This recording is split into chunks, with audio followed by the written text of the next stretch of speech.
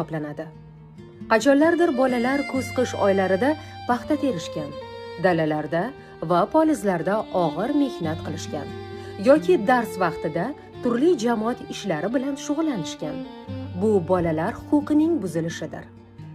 Lekin hozir bunday emas. Hozir dars vaqtida sizlar maktabdasiz, o'z sinf xonangizdasiz. Sizlarga muhim eslatma. Har qanday mehnat majburiy mehnat hisoblanmaydi. Kim maktabda o'qish vaqtida paxta terimiga chiqqan bo'lsa, bir qadam tashlasin. Butun o'quv yili davomida majburiy jamoat ishlariga jalb etilmaganlar bir qadam tashlasin. Kim maktabda o'qish davrida dala ishlariga jalb etilgan bo'lsa, bir qadam tashlasin. Ayni kuz mavsumida maktabdan uzilmay dars o'tayotganlar bir qadam tashlang.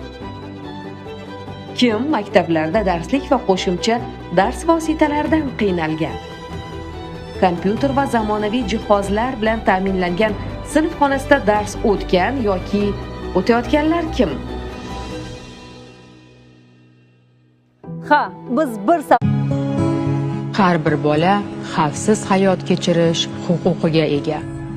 Qo'rquvsiz bolalikka, e'tibordan chetda qolmaydigan ovozga.